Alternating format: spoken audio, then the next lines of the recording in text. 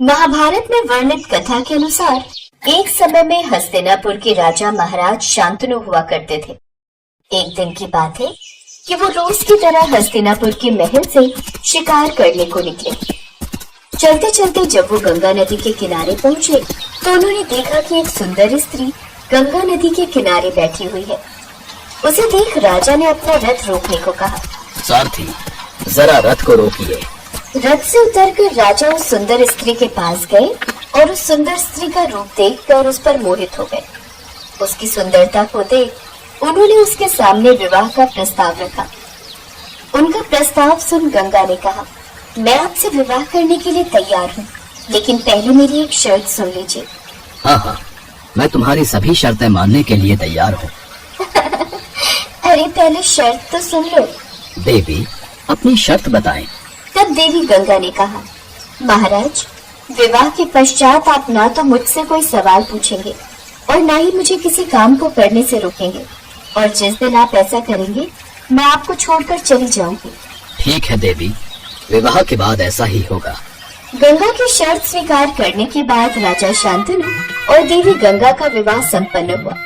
देवी गंगा से विवाह के पश्चात महाराज शांतनु बड़े ही खुश रहा करते थे। उनकी खुशी और भी बढ़ गई जब उन्हें पता चला कि देवी गंगा गर्भ से हैं। फिर ऐसे ही 9 महीने बीत गए और महारानी को प्रसव पीड़ा शुरू हो गई। कुछ देर बाद दासी ने महाराज को जाकर समाचार सुनाया कि महारानी ने एक पुत्र को जन्म दिया है। ये खबर मिलते ही वो खुशी खुशी देवी गंगा के कक्ष की ओर निकल पड़े।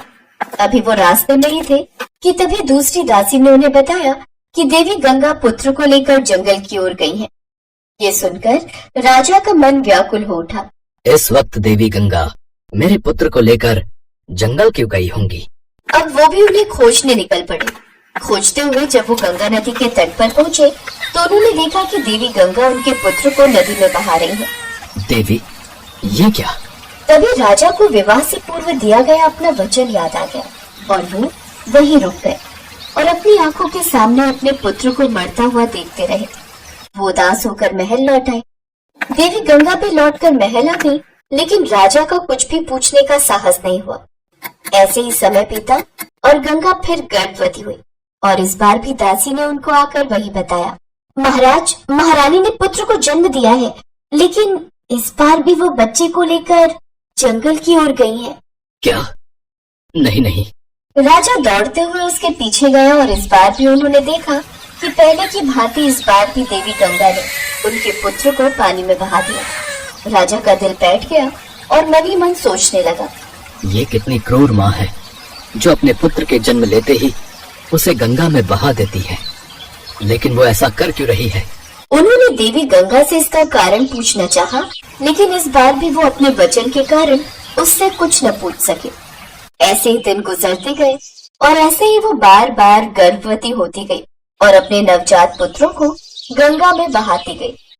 ऐसे कर करके उन्होंने 7 पुत्रों को गंगा में बहा दिया। राजा हर बार देखता रह जाता, लेकिन कुछ कर नहीं पाते।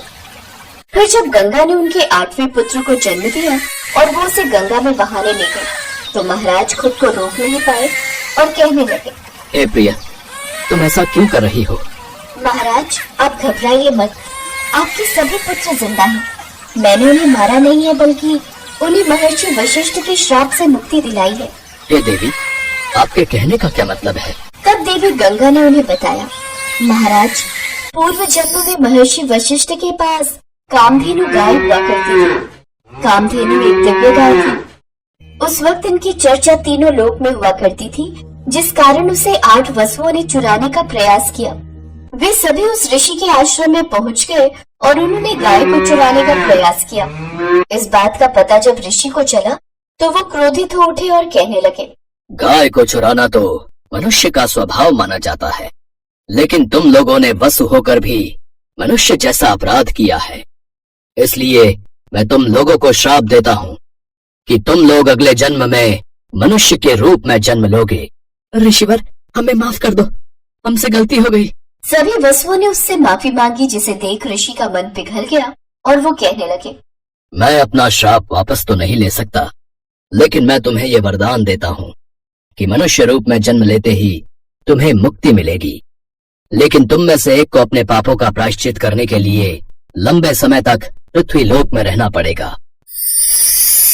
उसके बाद ऋषि की बातें सुनकर वो सभी मेरे पास आए और उन्होंने मुझसे विनती की कि मैं उनकी माँ होना स्वीकार करूं और उन्हें इससे मुक्ति दिलाऊं। उनकी प्रार्थना सुनकर मैं उनकी माँ बनने के लिए तैयार हो गई और फिर उन 8 ने हमारे पुत्रों के रूप में जन्म लिया, जिसमें से 7 को तो मैंने मुक्ति दिलवा दी, लेकिन ये 8वां राशि के श्राप के कारण मुक्त नहीं हो सका। इसे अपनी मुक्ति के लिए अब लंबे समय तक यहाँ रहना होगा।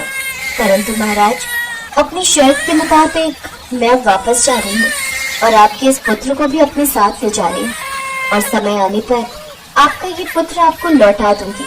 इतना कहकर देवी गंगा अपने उस 8वें पुत्र के साथ गंगा नदी में विलीन हो गई। नहीं नहीं देवी, नहीं देवी गंगा। इसके बाद भारी मन से राजा शांतनु अपने महल लौट आए। ऐसे ही कई साल बीत गए। एक रोज जब राजा शांतनु गंगा नदी के पास सैर कर रहे थे तो उन्होंने देखा कि एक युवक ने अपने तीरों से गंगा के बहाव को रोक दिया है, जिस कारण गंगा नदी का पानी सूखने लगा। वो जल्दी से उस युवक के पास गए। ये तुमने क्या किया? इस गंगा नदी के बहाव को फिर से संचालित होने दो। अपने तीरों को हटाओ यहाँ से। नहीं, मैं ऐसा नहीं करूँगा। अब दोनों के बीच युद्ध की स्थिति उत्पन्न हो गई। तभी वहाँ देवी गंगा प्रकट हुई और बोली, महाराज, ये आपका ही पुत्र देवव्रत है। इसने शास्त्र का ज्ञान द्रोणाचार्य से प्राप्त किया है और अस्त्र शस्त्र का ज्ञान शुक्राचार्य से प्राप्त किया है। अब मैं इसे आपके हवाले कर रही हूँ। गंगा ये कहकर वहाँ से चली गई और राजा अपने पुत्र के साथ महल में लौट आए और कालांतर में यही देवव्रत अपनी प्रतिज्ञा के कारण भीष्म कहलाए।